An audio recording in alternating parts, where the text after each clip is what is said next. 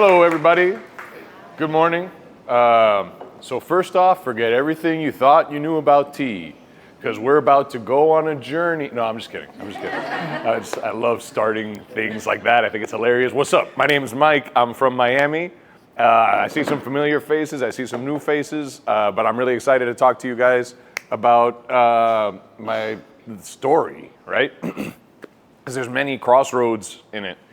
So we'll get right to it. I was born and raised in Miami. My family came from Cuba. I was an amateur boxer. I went to Belen School for Young Men, and I was in 10th grade when 9/11 happened, and I was like, my family came from Cuba with nothing, and these terrorists are coming, and I'm gonna go and I'm gonna defend our country, right? And I was 100% dedicated to the idea of going to West Point. That was like my dream. I wanted to go be in the military, and then we went into Iraq.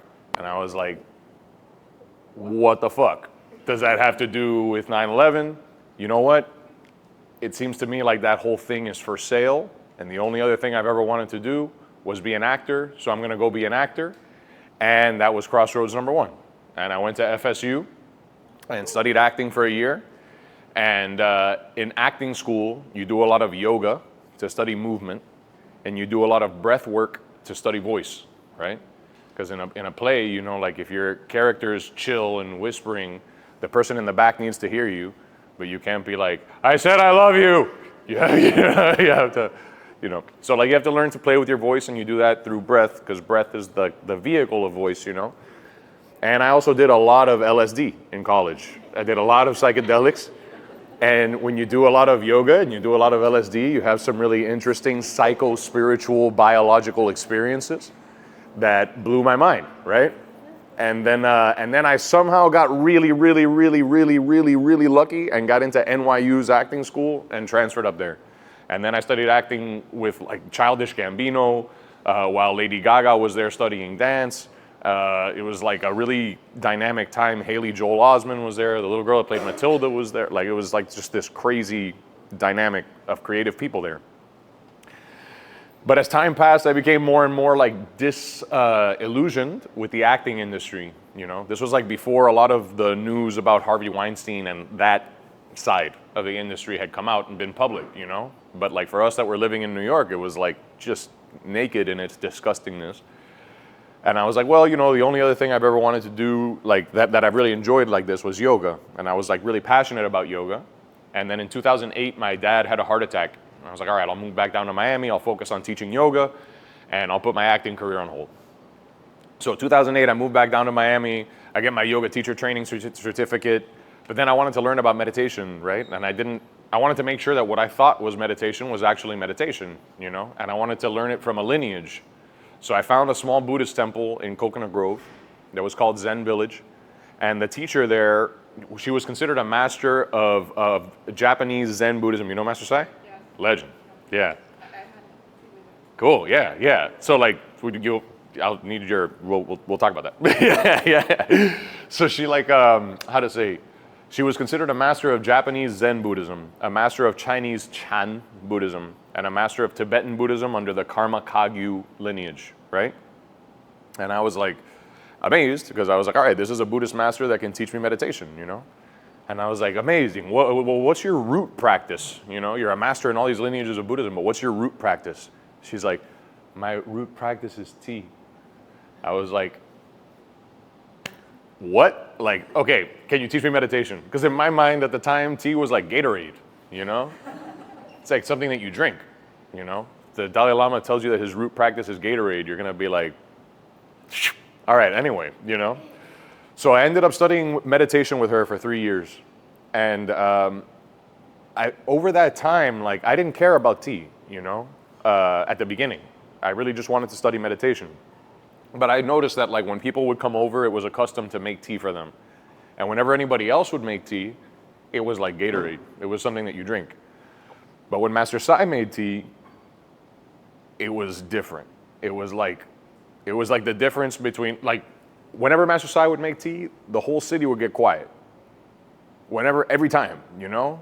Anybody else made tea, it's just something that you drink. Master Sai made tea, there was this gravity to the moment that like, no matter who was sitting there drinking tea with her, whether they were like a homeless person or a police officer or a judge or a teacher or a child, they would sit like this and look at her make the tea, and then they would get the cup, and then they would drink it and go like,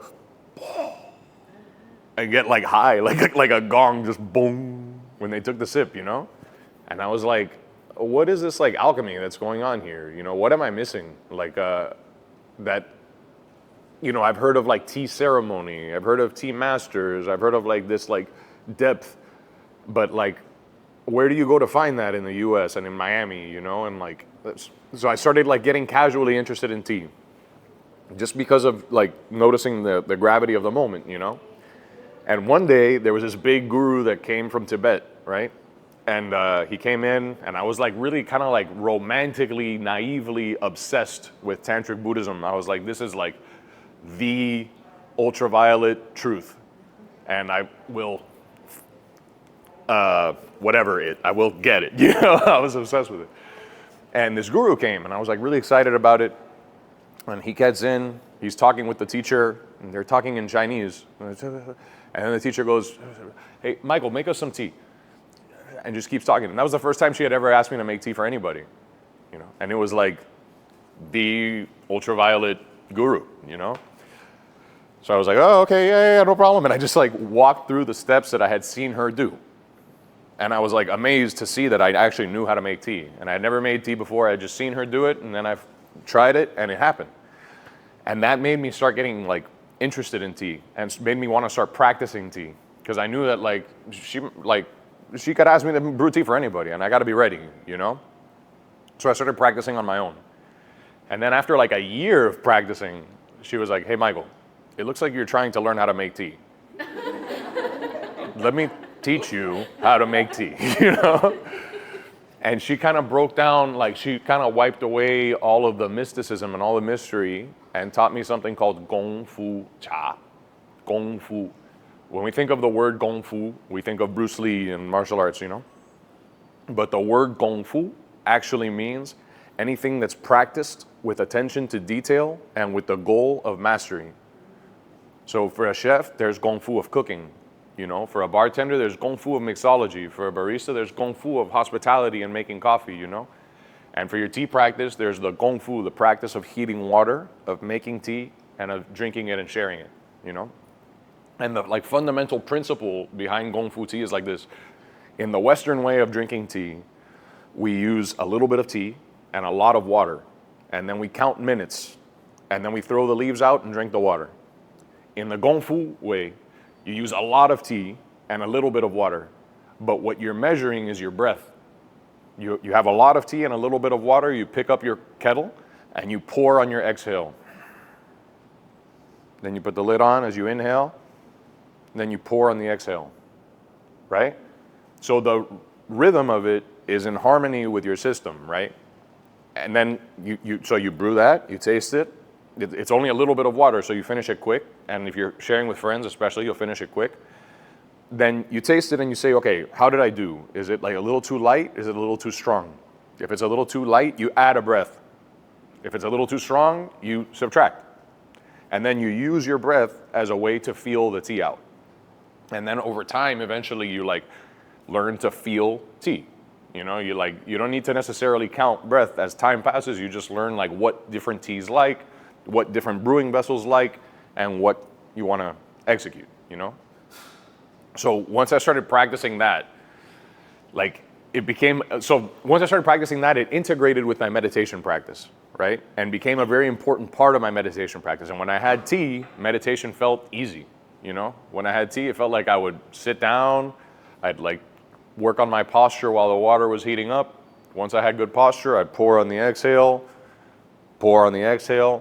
and then you hold your cup. The way to drink it in a meditation practice is like you hold the cup like this at your heart, you exhale, and then as you inhale, you pull the tea into your mouth, right? So that it sprays and releases all the aromatic compounds.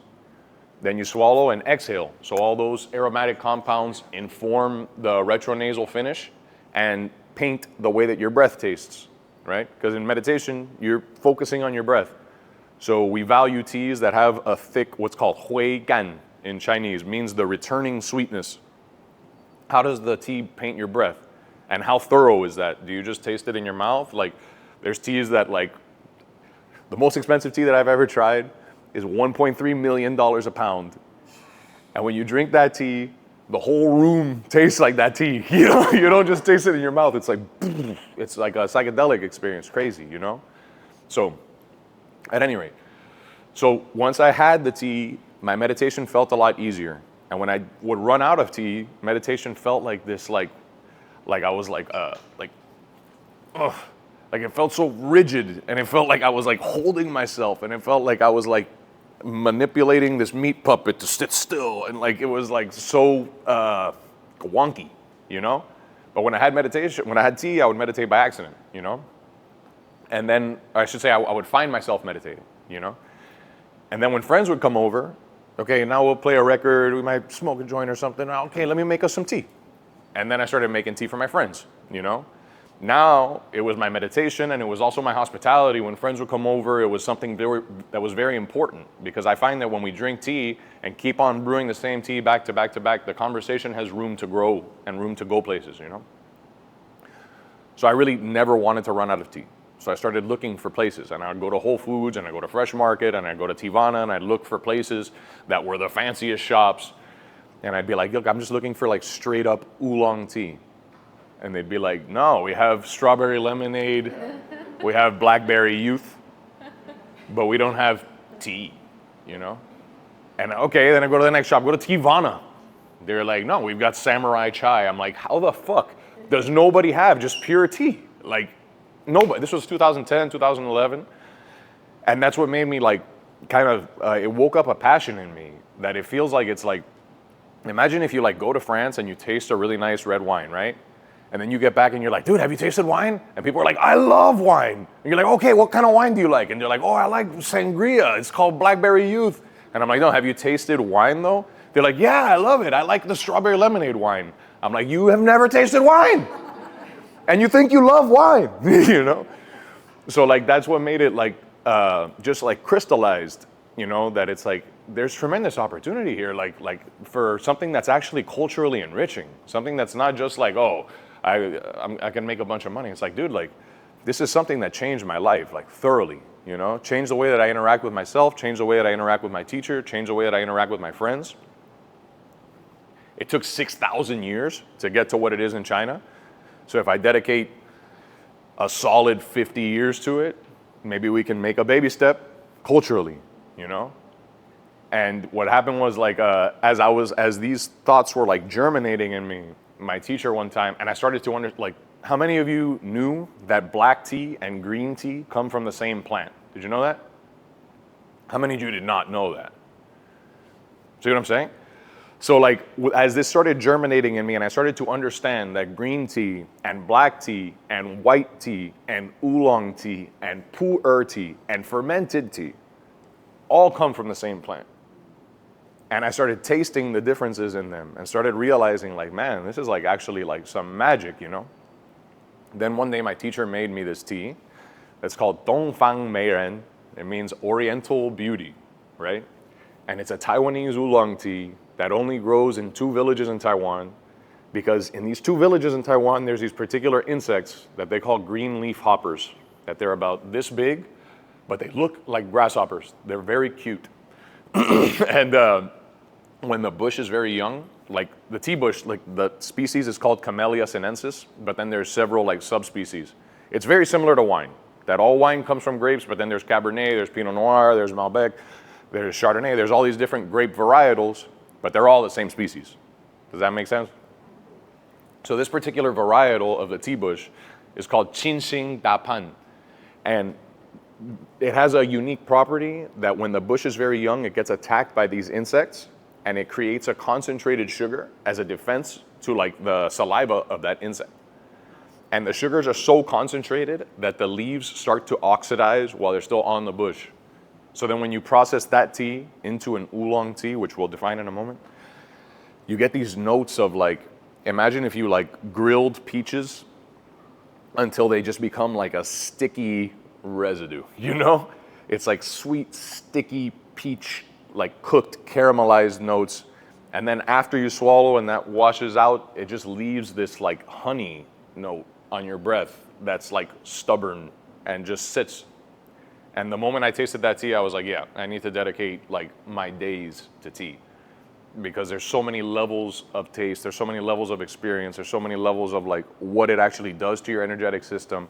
There's so much like beauty and culture in the history. There's like poetry inherent in the sip, you know? And it just made me like, all right, I'm never gonna run out of tea, right? And the only friends of mine that I have that never run out of weed are the ones that sell weed, so I gotta start selling tea. And that's how it happened. and I literally just started selling tea to friends of mine in a Ziploc bag. And the name Jojo, like this is a good time. Why is it called Jojo? So it's a strange story. My name is Michael. I'm a Cuban dude from Miami. And when I was living in New York, my oldest sister had a baby. And he was learning how to talk and learning everyone's name. And one day they showed him a picture of everybody in the family. And they said, hey, who's this? And he goes, Jojo. And the family's like, yes. And they all started calling me Jojo, right? And then like 4 years later, I was this moment that I was like, yo, I'm never gonna run out of tea again. I'm gonna start a tea company. I'll name it Jojo Tea. Like I like the way it sounds and I like the way it looks. So okay, Jojo Tea. Like 5 months after that, I was having dinner with a friend of mine who's Chinese. He's like, why'd you name it Jojo Tea? I'm like, no, it's meaningless. It's just a nickname that my nephew gave me. And he goes, wow, that's beautiful, man. You're teaching your nephew Chinese so young. I'm like, what are you talking about? And you didn't know? No, I didn't know. He explains to me that in Mandarin, Jojo means maternal uncle. Maternal uncle, not just, you know? So that's why it's called Jojo, and that's why I applied for the trademark the next day, and I'm never letting go of that name. It's like, you know, yeah. And then, like, I was a yoga instructor, and I studied acting. So I didn't know literally, like, anything about business. I thought business was actually, like, kind of inherently evil. I thought that, like, if you're seeking a profit, you're by definition exploiting something. And I was like a hippie yoga actor. And I was like, business is evil, you know? But then I was like, well, I never want to run out of tea. So, all right, I got to start figuring out how to sell tea. And like, when I would sell tea to friends of mine in Ziploc bags, like one little French bakery had heard about me. And they were like, hey, I want to try your tea. And I was like, okay. And I came up and tasted them on the tea. And they're like, I've never tasted anything like this. How much is it? And I was like, look, honestly, I don't know. Like, I bought it for this much. What's fair? You tell me. I'm new to this industry. You know, and they're like, okay, I think this is fair. And I'm like, okay, that's your price. And I was like, and they were like, all right, send me an invoice. And I was like, yeah, right away. And go to Google, what is an invoice? Like, you know, Microsoft Word, invoice number 1. Would you like to save? Nah. Like, like, no idea what the fuck I was doing. Like, no idea, you know? But then, like, by the end of the first year, I started to realize that we needed to, like, organize our pricing and, like, get this thing called QuickBooks and, like, organize our whole back end. And, like, truthfully, like, it very much feels like I'm still in this place of, like, learning on the seat of my pants, like, what actually defines business and, like, what is a business, you know? Like, Jojo Tea has been such an organic entity of solving problems as they come up and trying to facilitate the moment of peace that comes with a sip of tea. You know, I think that, like, there's a reason that people have been sipping tea for 6,000 years, you know? And we just don't have access to it. So, like, our goal is to revolutionize tea culture in America. And that means, like, that's tea culture in restaurants, that's tea culture in coffee shops, that's tea culture in hotels, that's tea cultures in our tea rooms where we do tea sessions, we do open tea parties every Monday night and every Saturday night, music on vinyl. And it's like a nighttime social experience where people get together and hang out and people meet new friends and people meet their girlfriends and people, like, it's beautiful, you know? But most importantly, it's like the goal is to revolutionize how people drink tea at home. Because there's a saying in Chinese that, like, every person you add to a tea session, the tea session loses something precious, you know? Which means that the most valuable tea session is you having tea by yourself, you know? You heating the water and then making the tea and drinking it. you know, and treating and doing that process as though you were making tea for that Tibetan guru that I made back in the day, you know, like don't treat yourself like an afterthought. Treat yourself like somebody you respect. And then if you make tea with that intention, it'll like change the way it like there's a alchemy, you know. It changes the way that your day goes. It changes the way that things happen. So to kind of like go back to the Jojo Tea side of the story, you know, we started to find some success in selling tea to restaurants. Then we started selling tea to coffee shops. Then we started selling tea to hotels. Then we opened our first little private tea room on Lejeune and 8th Street where we did private tastings by reservation only. We did that in 2016. I did my first trip to Taiwan in 2015, spent about a month and some change, like visiting tea gardens, getting to meet teachers, getting to meet ceramicists, getting to understand like, it's very different. Like in the mountains where they make tea, it's like Neverland because it's like people that at some point in their life were like, and they just went to make tea for the rest of their life, you know?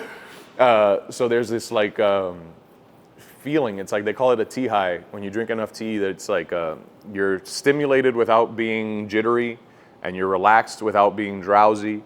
And you know, if you drink enough tea, it's like this moment that's like, you're not sure if you're awake or dreaming. You're in the mountains of Taiwan with people that live in the garden, and then you disappear, you know? And I think that like to speak to the mission of Jojo Tea, like that, I think that like the culture of America is like really sorely missing moments of peace that we can practice, you know, and that we can curate, and that it, you know, that the tea that we pick, the teaware that we pick, the water that we pick, the room that we're in, the music that we play is all like the decorations on this Christmas tree that is this moment of peace, you know? And like there's not a lot of things in American culture where we can like actually like build an experience for somebody and then offer it to them, and it's just based around a moment of peace. Like nobody's gonna get messed up, and if you want to get drunk, that's cool. If you want to get high, that's cool. But this moment is just a moment of peace between us. That's, you know what I mean? If you want to stay sober, that's cool. But it's just this little moment. I don't think we have enough practices like that in our culture, you know. And I don't think it's a coincidence. We're teenagers as a country compared to these ancient cultures, you know. Teenagers don't value this kind of stuff, you know. But they also don't have access to it. So if they don't have access to it, then how can they value it? So really, that's why I see so much value in revolutionizing American tea culture, because like, you know, not to get too deep into politics, but we are arbiters of violence in the world, you know? And like the sooner we accept that, the sooner we can do something meaningful to like actually change the culture from the inside out, you know? And that's what I believe the sip of tea does. The little bit of caffeine is stimulating, and L-theanine is relaxing. And it's just as stimulating as it is relaxing. And that's really good for our energetic system, you know? So to finish bragging about Jojo Tea then, in 2019, America was invited for the first time ever to participate in the International Tea Masters Cup. They have like national competitions, 27 countries compete. It was the first time ever we were invited. I went to the World Tea Expo in Las Vegas and I won and then the national championship. And then the international championship was suspended due to COVID.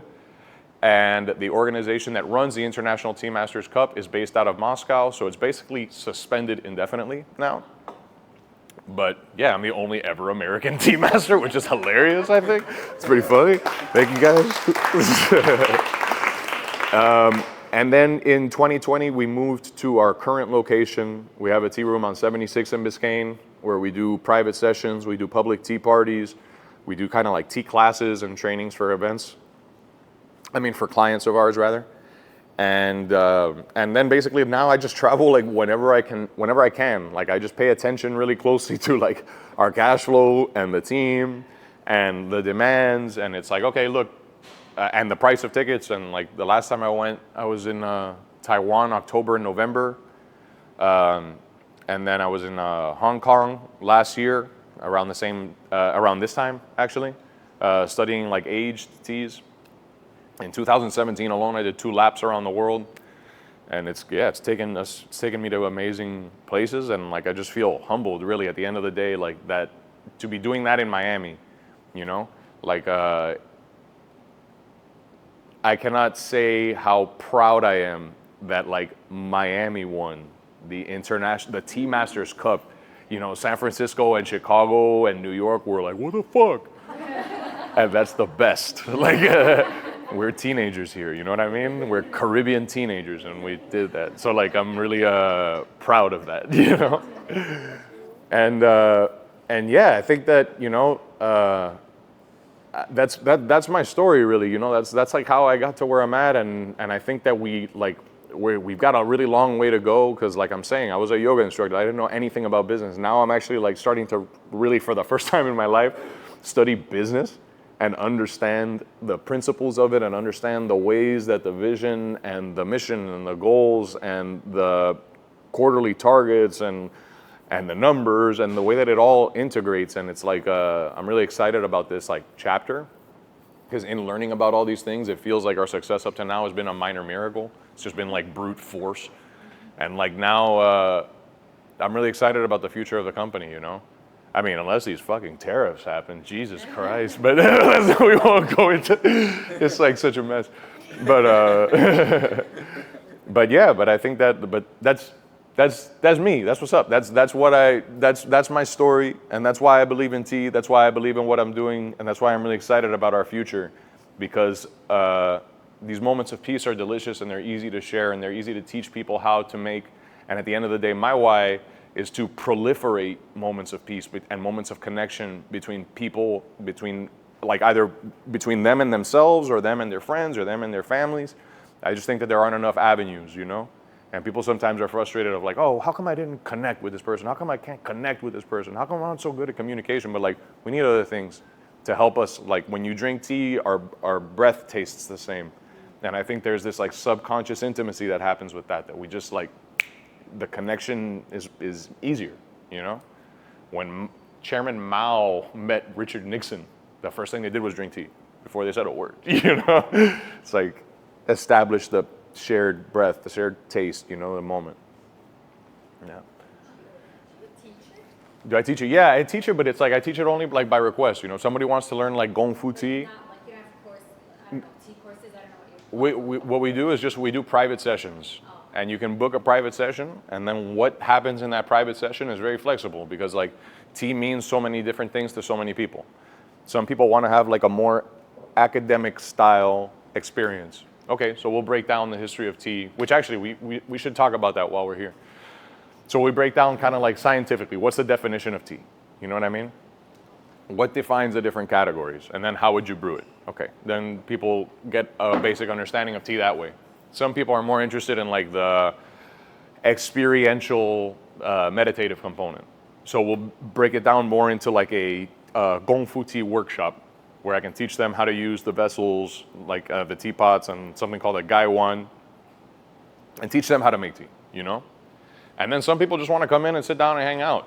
And like we have 2 turntables and a mixer and about 1,000 records, and like some people just want to listen to Bone Thugs and drink tea and talk. And that's awesome. I love that too, so, you know? So it's flexible, and we try to just meet people where they're at and give them what they're looking for, you know? Should we take a pause and ask any questions before we move on? Let's give a round of applause for Mike. Thank you. Thank you very much. Let's give a round of applause to this genius for putting this together and bringing the love that he brings to what he does. So we have time for Q&A. If anyone has a question, I'll just bring around this mic so that you could speak into it, and then so whoever has a question over here.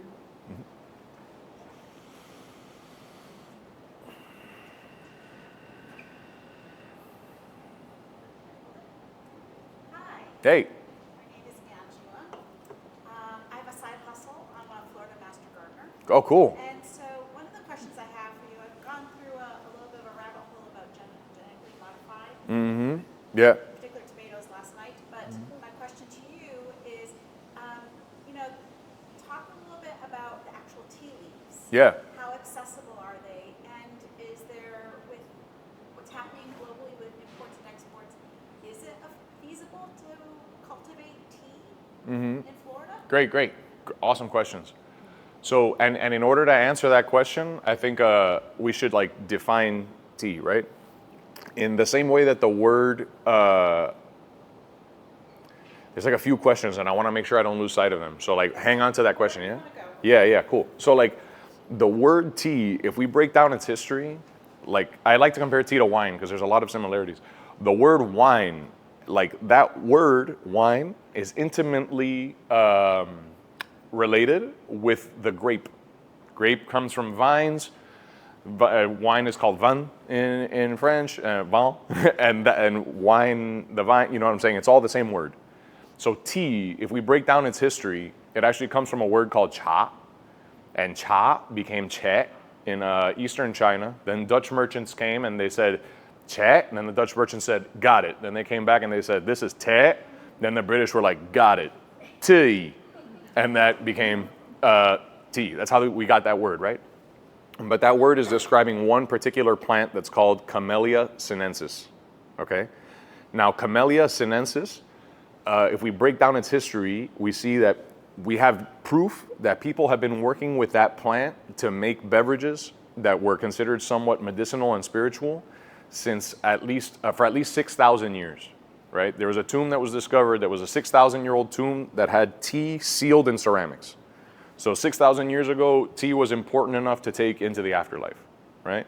It's important to know how far before that people were drinking tea because the evidence is organic, so you know. But 6,000 years ago, it was that important, right? Now, the most ancient expression of tea is green tea, right? And actually, before I do that, I want to like answer your question about like GMOs and genetic modification really directly, okay?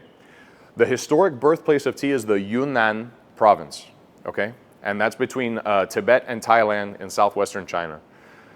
During the last ice ages, glaciers covered most of the planet, but they couldn't get over the Himalayas, right?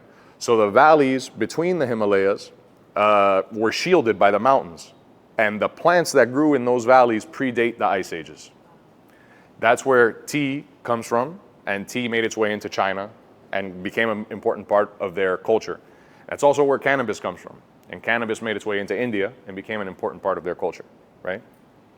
So that's like, 50,000 years ago or more, how tea made its way into China, right?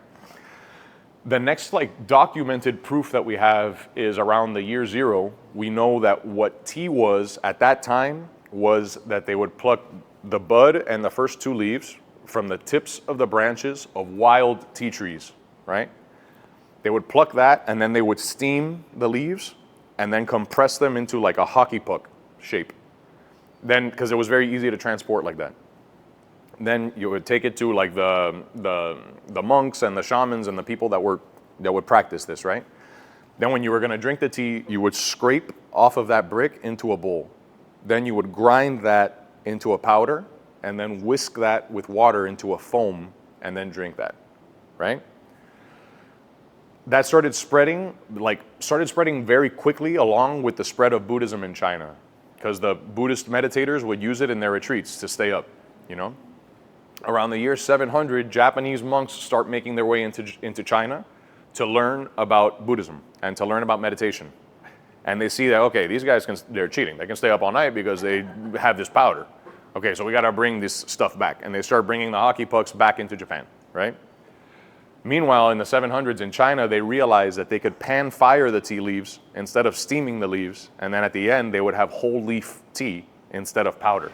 And they saw that as being much more elegant and beautiful, So by the year 1000, pan firing tea is much more common in China. And furthermore, they discovered that they can, instead of pan firing the leaf, they could pluck the leaf and then roll the leaf and bruise it and then let it start to oxidize and then roast it to stop the oxidation. And that would caramelize the sugars that were removed, that were freed in the oxidation. And you would get these notes of fruit and flower and vibrant aftertaste. And that led to the future development of Chinese tea. Whereas in Japan, by the year 1000, they were growing their own tea. They were steaming it. They were studying the process of growing tea leaves, plucking them, steaming them, drying them, grinding them, and then having your powdered tea. By the 1200s, a new emperor comes into power in China, and he's like, look, loose leaf tea is the beautiful truth. Powdered tea is garbage for barbarians. Powdered tea is illegal in China. And then Japan says, oh yeah, we only make powdered tea.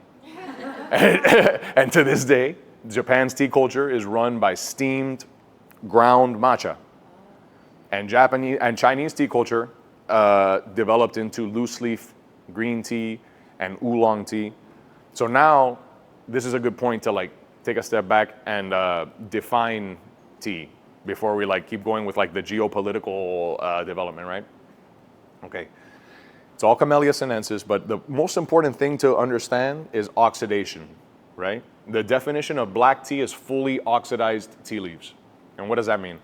If we have an apple and we slice it and it's white and crispy, that's unoxidized apple, right? As time passes, it starts getting brown and mushy. That's oxidized apple. Once the apple gets to a point that it can't get any browner or any mushier, that's considered fully oxidized apple, right? So we compare that to the tea leaves, right?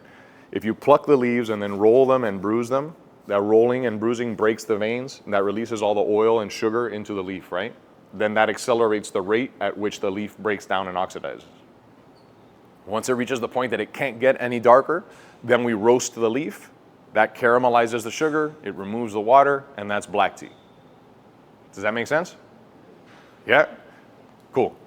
The definition of green tea is unoxidized tea leaves. So it's plucked, cooked, and dried as quick as possible to try and just capture the leaf raw. Does that make sense? So now, if green tea has 0% oxidation and black tea has 100% oxidation, there's a whole spectrum in between. And any tea that lands anywhere on that spectrum is an oolong tea, okay? Partially oxidized. Tremendous range, tremendous variety of flavor profiles, aromatic finishes, and mouthfeels. Make sense? And the reason that I think it's so important to understand this is like this. The tea leaf is full of tannins, right? Just like the skin of the grape is full of tannins. So like if you ever have a green tea that you leave it in hot water for too long, then you take a sip of it and it like destroys your experience of life, it like that, that's because we've over extracted tannins, right? Tannins are really bitter and they go into your mouth and they break your saliva, pull the water out and catch the water and don't let it go. And then if you over extract green tea and you drink that, it goes into your stomach and does the same thing, pulls the water out and it leaves you feeling like trash. It leaves you feeling like your stomach is tied up in a knot and give you a headache. Really not ideal, right? So just whenever you make green tea, make sure you don't use boiling water. That's all. Use a little less than boiling. 185 is perfect, but that's, that's it. What's up? Your question? Where does the caffeine fall into? Like, is it the more oxidized it is? Awesome. That's awesome. So here's the deal. They all have the same amount of caffeine because they're all the same plant with the same, they're all the same plant. But the difference is this. The caffeine molecule is inside of the tannin, and it's a very strong bond. So when you drink green tea, since the tannin is like raw, when you drink green tea, it takes 2 hours for your stomach acid to break the bond between the tannin and the caffeine. So when you drink green tea, that caffeine won't be fully released in your blood for 2 hours. When you drink a black tea, excuse me, the tannin is so worn down from oxidation and roasting that the caffeine is fully released in your blood by 20 minutes. So they have the same amount, it just depends on the time. Yeah, exactly, like coffee. Yeah, coffee, from what I understand, is fully released in about 20 minutes. Black tea the same. Yeah. So does the tea plant, like in a climate like Florida, would it be conducive to it, or is it not? So here's the deal. Yeah, it's tricky, honestly, because it's like Taiwan grows like some of the best tea in the world. It's beautiful, right? And Miami and Taipei are at the same latitude. So theoretically, we should be able to. But we're so low to sea level and so flat that our soil doesn't get enough drainage, And then on top of that, we're in limestone. So the soil just kind of soaks up water, and that'll drown the roots. If we were 500 feet up on a slope, then we could grow bangers. We could grow amazing tea. But without the right soil drainage, it's very, very difficult. But in like Puerto Rico and Cuba, in Jamaica, you could probably grow some fire. Yeah. Question there? Have you had the opportunity to go to Korea? No, I haven't. I recommend you go to the Osella plantations in Jeju Island. Yeah, Amazing, and the plantation's gorgeous, and the tea's amazing. certainly. I think I have a lot of respect for Korean and Japanese tea, but I also like they're tricky because Korean tea follows the same ethos as Japanese tea, that it's steamed. Like 90% of Korean tea is a steamed green tea.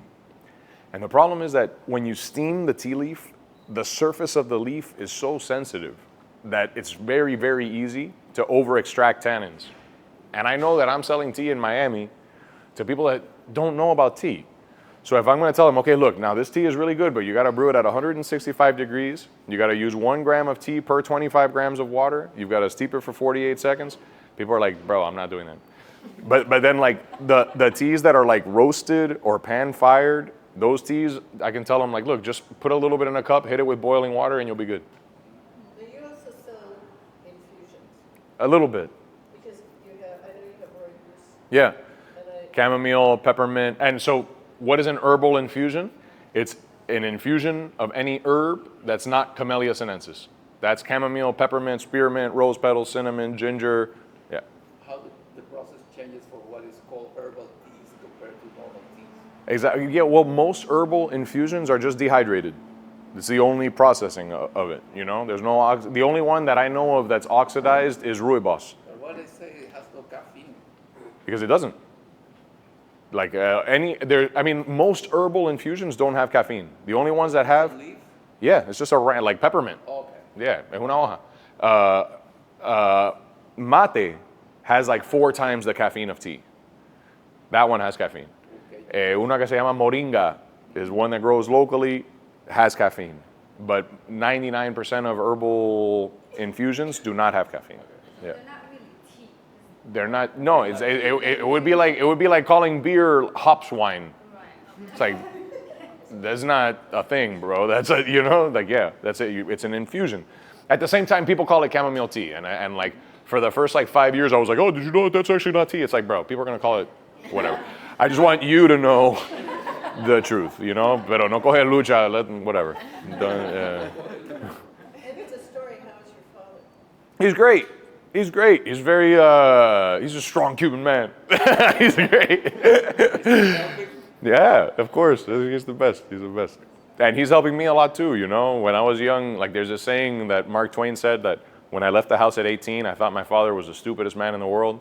And when I came back at 21, I was amazed to see how wise he'd grown in 3 years. It's like, yeah, exactly. So it's like that, you know. And now I'd like to like go back to the question of GMOs, right? And genetic modification, because actually 99.9% of the world's tea comes from clones. And whether or not, like for example, if you have like a really healthy tea bush somewhere, right? And you cut off a branch of that and you plant that, that's a clone. It's the exact same genetics of this bush, right? So that's technically not a genetic modification, right? However, if we have 2 really healthy tea trees and they're different genetics, right? And then we cut off a branch of one and we plant it and it grows into a healthy bush. Then we cut off one of those branches and we cut off a branch of the healthy tea tree that was the other one and we stick it in. Then that's called grafting. And that'll change the genetics of that entire bush and turn that into a new varietal. And every tea growing region in the world has something called the Tea Research and Extension Institute. And their whole job is just, okay, it'll take the varietal that grows in this part of Japan with the varietal that grows in this part of Malaysia. Let's crossbreed them, create 10,000 of them, and then put them on the mountain here in Taiwan and see which one performs the best. And they're always trying to create a new cultivar that's slightly better, that's going to have a slightly higher yield, that's slightly more resistant to the local diseases. You know, if it's a very high elevation, they're always trying to make ones that are more resistant to frost, you know. But it's like, how to say, I don't really consider it genetic modification. It's just like crossbreeding and creating new strands, and new, they call it cultivars, is a cultivated varietal, you know. So like, but that's kind of where that is. The only teas, I should say, like, because 99.9% of the world's tea comes from clones, there is a category of tea that's called pu'er. And pu'er is only seed propagated tea trees from the Yunnan province, which is the historic birthplace of tea. The oldest known tea tree in the Yunnan province, I've been to it and I've tasted its tea. The tree is 3,200 years old. It's like the size of a building, you know? And the tea from that tree is $200,000 a pound. every year. And I tasted it last year at this time in Hong Kong. They will keep it like that. No, they pluck.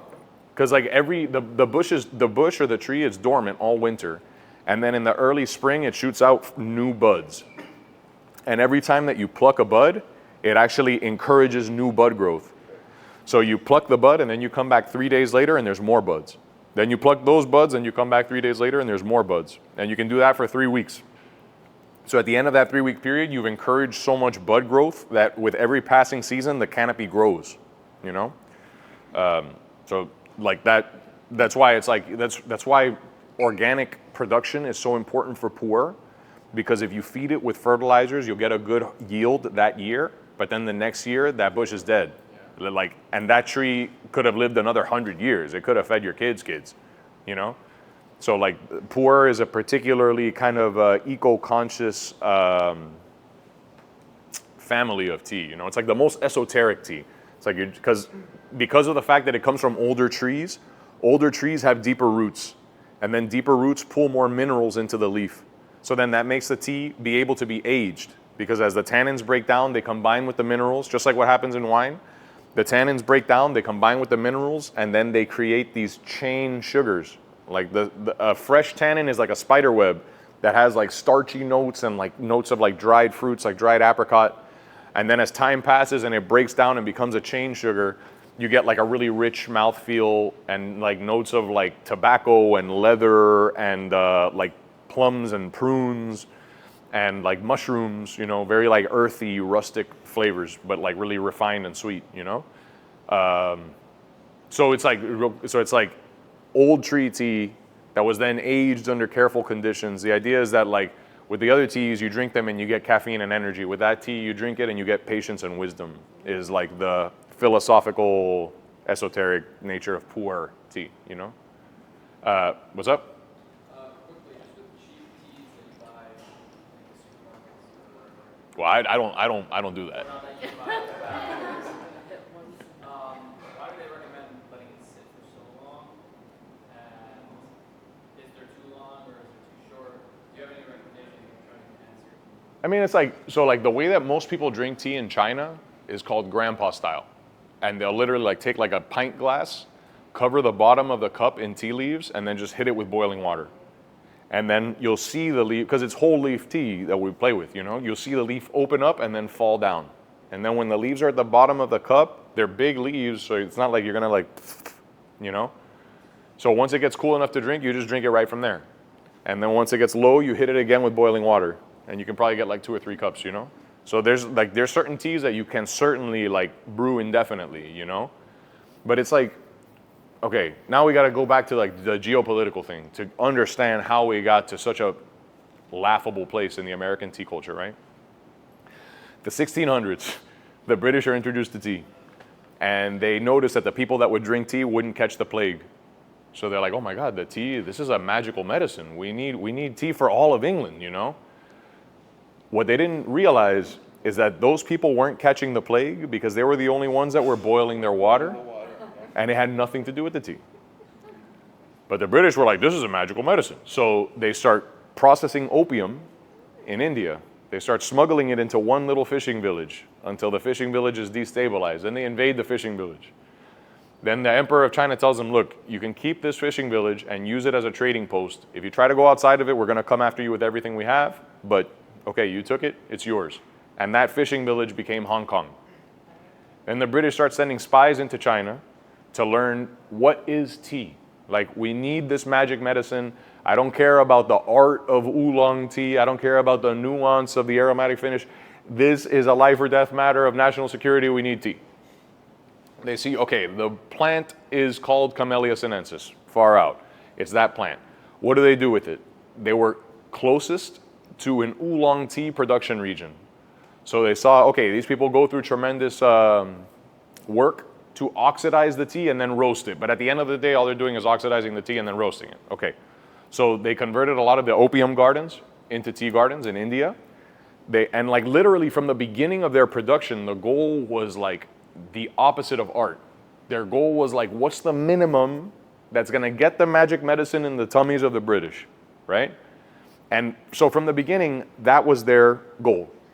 But the aristocratic British thought that they were fancy because they had access to this stuff when nobody else had it because it was made by slaves, you know? So then what happens is that becomes like the tea drinking culture that starts to proliferate throughout Europe, throughout England. That the idea is the quality of the tea doesn't matter. We're gonna hit it with sugar and milk anyway. We just need to make sure that everybody has access to tea. And that's the tea that the colonists were drinking. That's the tea that they rebelled against in the Boston Tea Party. And that at that moment came to symbolize this like British aristocratic thing that like is not for us. You know what I mean? But that's the way that we came to know tea, right? And like, it's a lot cheaper to have broken leaf tea than whole leaf tea because whole leaf tea is very difficult to maneuver, you know? But every time the tea leaf breaks, you lose like nuance of flavor. Like the way that I compare it is like, every time the tea leaf breaks, it's like, imagine you have like an album that you love and you're hearing the album, but every time the tea leaf breaks, you like fold a sheet over the speaker, you know? And you like lose more and more detail every time the tea leaf breaks, so that by the time that it's like dust, all you're hearing is like, you know, yeah, you can kind of hear the music underneath it, but like whole leaf tea is where you're gonna taste the nuance, you know? Yeah, but like if the purpose of the tea practice is to taste them, is to like see how delicious tea can get, then like you're gonna do that with loose leaf tea, whole leaf tea. If the goal of it is just like it's utilitarian, we need this like it's a medicinal thing, then it's like, okay, how can you strip it down? And that's the angle that we came to tea through, you know? One more question. Yeah? Okay, Danny, we haven't asked any questions. Why can I help you guys out after? Yeah. In Europe, you know, they have DOP for olive oil and cheeses to kind of authorize the origin and validate that it's coming from a trusted source. Does China have something like that for tea? It does, but it's like really tricky because it's like, it's not like any like certification. It's not like printed on the box. It's like literally like you have to like, okay, I'll use Wuyi Mountain as an example. Wuyi Shan. It's a subtropical rainforest with cliffs that shoot out of it. But then because it's a subtropical rainforest, there's water that runs down these cliffs always. In the pockets between the cliffs, there's tea gardens. There's about 100 tea gardens, but each garden only has like 12 bushes. And they've been making charcoal roasted oolong tea there since the 1300s. Due to the combination of the minerality of the soil and the processing method that's been refined since the 1300s, when I taste a Wuyi Mountain oolong, I immediately know. You know, it's like, that's a Wuyi Mountain oolong. And like nothing else tastes like a Wuyi Mountain oolong. Phoenix Mountain is where they invented oolong tea, and their teas are like super bright and tropical and vibrant notes of like lychee and like roasted, like toasted almonds, like lime, really vibrant tropical notes, you know? No other tea tastes like that. You know, you taste a Phoenix Mountain oolong and like, that's a Phoenix Mountain oolong. So it's not so much that it's like a champagne that it'll say on the bottle, look, this is a champagne, it's a Grand Cru, whatever. It's more like as we get to know tea, you get to know what characterizes each region, you know? Like the white tea was invented in this one city called Futeng. And white tea is just sun-dried tea. But it happens to be that they could sun-dry their tea because they have very thin leaves.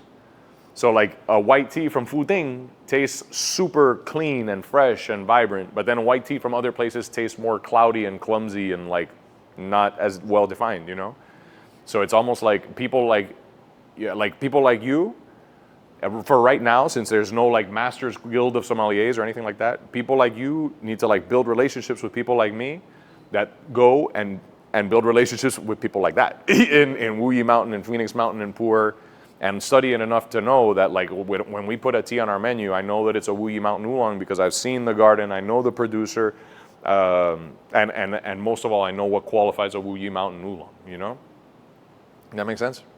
Yeah. It's like there's not really I a was thinking governing of the agency. international markets of being able to know that like it's of the quality standard. Yeah. You're getting what you think it No, is versus no. There's a lot of, truthfully, in tea, there's a lot of fraud. Yeah. And like one of the most famous statements in tea is like, you know, if you catch somebody selling you on some bullshit and you're like, hey, you said that this was Wuyi Mountain Da Hong Pao, but this is outside of Wuyi Mountain. They say, well, there are many mountains and many rivers between here and the emperor. So it's like, bro, go complain, dog. Like, you know, like, go complain, whatever. Like, what are you gonna do, you know? But it's like, yeah, it's all about like the relationships and your knowledge and your study and your practice, and then how that ties back. Because, it's not like we go to China once a month, When I come back, it's 2 years or something, and then I got to show growth. I got to show that my palate has developed, my understanding has developed, my practice has developed. If I do that, then they open up different teas, introduce me to new people, introduce me to new experiences. Like, real quick, I'll tell a quick story. On my last trip to Taiwan, my teacher was like, wow, it looks like you're really like continuing to do this, and like you're doing so much. I want to take you to meet somebody. And she took me 2,000 meters up a mountain to a little shack where there was a monk that had been living there for 40 years with no electricity. The shack was so high up that the clouds literally go through his house. And he has a tea garden where he plucks tea and sun dries it, and that's his tea. And I sat on the side of the mountain with him and had tea for an hour in silence. And it's like more lessons in that tea session than in any class, And like, and it's amazing the way that the lessons in tea get more and more subtle as your practice grows. It's like, it's just in the way that we relate with each other, the way that we relate with the world, and the way that we perceive things, Yeah. All right, well, another round of applause. Thank you guys.